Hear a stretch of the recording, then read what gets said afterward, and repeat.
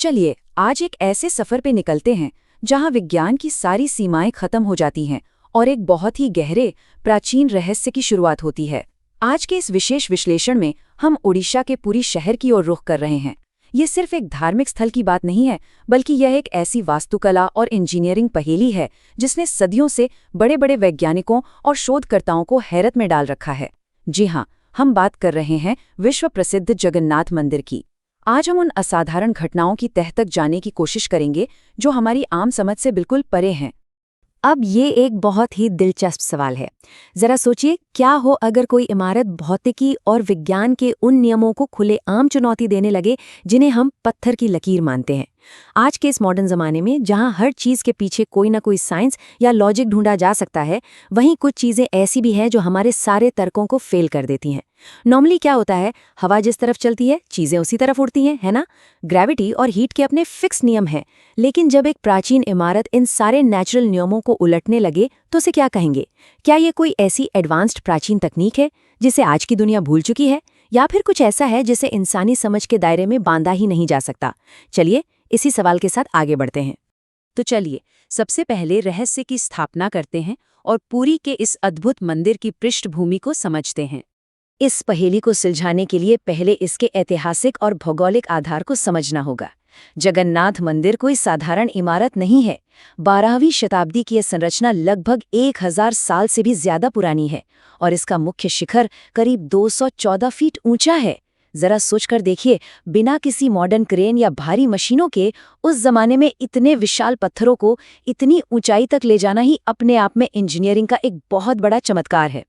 ये विशाल आकार और इसका सदियों पुराना इतिहास एक ऐसा मंच तैयार करते हैं जिसके आगे जो रहस्य सामने आने वाले हैं वो सच में किसी का भी दिमाग घुमा सकते हैं।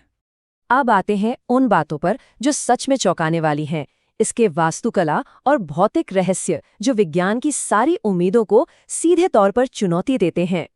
अब ये देखिए, विज्ञान का एक बहुत ही बेसिक नियम है कि झंडा हमेशा उसी दिशा में लहराएगा जिस तरफ हवा चल रही हो। बिल्कुल सिंपल है ना।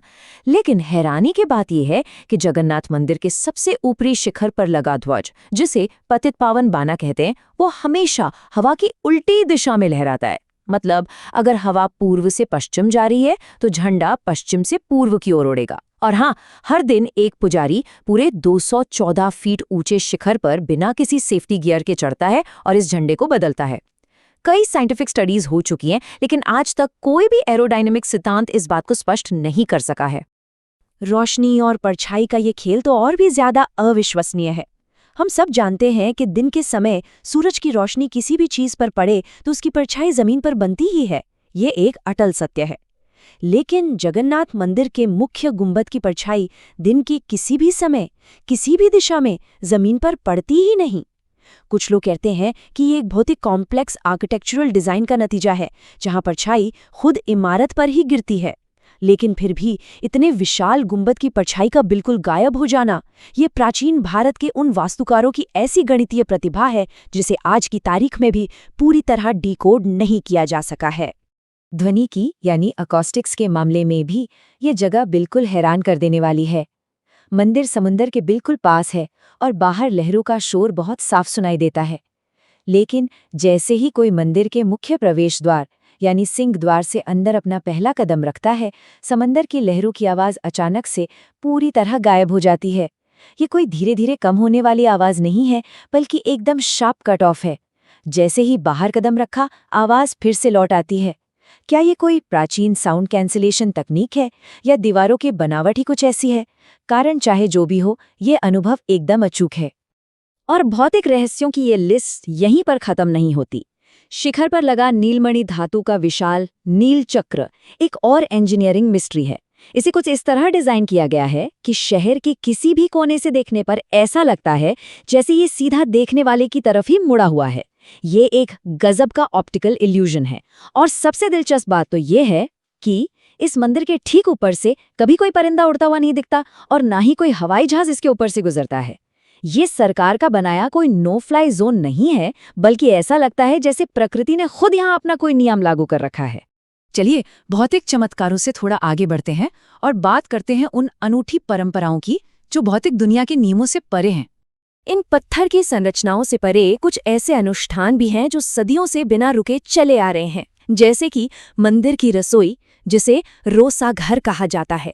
ये दुनिया की सबसे बड़ी रसोइयों में से एक है।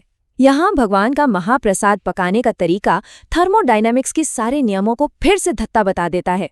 खाना पकाने के लिए 7 मिट्टी के बर्तनों को एक के ऊपर एक रखा जाता है और नीचे लकड़ी की आग जलाई जाती है। अब सीधा सा लॉजिक तो यही कहता है कि आग के सबसे करीब वाला बर्तन पहले पकना चाहिए, है ना? लेकिन यहाँ बिल्कुल उल्टा होता है। सबसे टॉप पर रखे बर्तन का खाना सबसे पहले पकता है और फिर उसी क्रम में नीचे की तरफ खाना पकता जाता है। गर्मी सबसे पहले 7वें माले तक कैसे पहुंचती है, ये आज भी एक बहुत बड़ा रहस्य बना हुआ है। और कुछ परंपराएं तो इतनी गुप्त और रहस्यमयी हैं कि उन पर यकीन करना मुश्किल हो जाता है। यहाँ हम बात कर रहे हैं नवकलेवर की। ये हर 12 से 19 साल में होने वाला एक बेहद पवित्र अनुष्ठान है, जिसमें पुरानी लकड़ी की मूर्तियों की जगह नई मूर्तियां स्थापित की जाती हैं। इसका सबसे बड़ा रहस्य है ब्रह्म पदार्थ का स्थानांतरण। ये एक ऐसी अज्ञात चीज है जिसे पुरानी मूर्ति से निकालकर नई मूर्ति में रखा जाता है। ये पूरी प्रक्रिया शहर के बिजली बंद करके एकदम घने अंधेरे में होती है। जो पुजारी ये करते हैं उनकी आंखों पर पट्टी बंधी होती है और हाथों पर कपड़ा लिपटा होता है। उन्हें ये देखने या महसूस करने तक की मनाही होती है कि वो ब्रह्म पदार्थ आखिर है क्या। गोपनीयता और सटीकता का ऐसा उदाहरण शायद ही कहीं और मिले। तो आखिर ये सब हमें किस दिशा में सोचने पर मजबूर करता है? चलिए समझते हैं जगन्नाथ की इस अद्भुत विरासत, भक्ति और इंजीनियरिंग के इस अनूठे संगम को। इन सभी वास्तुशिल्प विसंगतियों और सदियों पुरानी परंपराओं को एक साथ देखकर एक बात तो बिल्कुल साफ हो जाती है। ये सिर्फ पत्थरों से बनी कोई आम इमारत नहीं है। ये प्राचीन भारत की अकल्पनीय इंजीनियरिंग क्षमता और इंसान की अटूट भक्ति का एक जीता जागता स्मारक है। सोचने वाली बात यह है कि क्या हमारे पूर्वजों के पास सच में कोई ऐसा वैज्ञानिक और स्थापत्य ज्ञान था जिसे समय के साथ हम भूल गए? इस मंदिर का हर एक पत्थर उस वास्तुकला की चमक बिखेरता है, जबकि यहाँ का हर एक अनुष्ठान उस आस्था की गवाही देता है जिसने इसे हजारों सालों से जिंदा रखा है। ये रहस्य और आस्था का एक ऐसा संगम है जिसकी नकल आज की मॉडर्न टेक्नोलॉजी भी नहीं कर सकती। तो जैसे जैसे हम इस विश्लेषण के अंत पर पहुंचते हैं, एक बहुत ही गहरा सवाल पीछे छूट जाता है। इतने सारे वैज्ञानिक स्पष्टीकरण और थ्योरीज के बावजूद एक पॉइंट ऐसा आता है जहां आकर सारे लॉजिक खत्म हो जाते हैं। हवा की उल्टी दिशा में उड़ता झंडा, परछाई का गायब होना या आवाज का एकदम से रुक जाना। क्या ये सिर्फ भूली हुई इंजीनियरिंग के चमत्कार हैं, या फिर सच में कोई ऐसी असीम ऊर्जा मौजूद है जो हमारी समझ से बिल्कुल बाहर है? प्राचीन इंजीनियरिंग की सीमा आखिर कहाँ खत्म होती है और ईश्वरीय रहस्य कहाँ से शुरू होता है? इसका कोई सीधा जवाब शायद हमारे पास नहीं है, लेकिन यही वो रहस्य है जो जगन्नाथ मंदिर को इतना ज्यादा आकर्षक बनाता है। इस पर विचार जरूर कीजिएगा। आज के इस विश्लेषण में हमारे साथ जुड़ने के लिए बहुत बहुत धन्यवाद।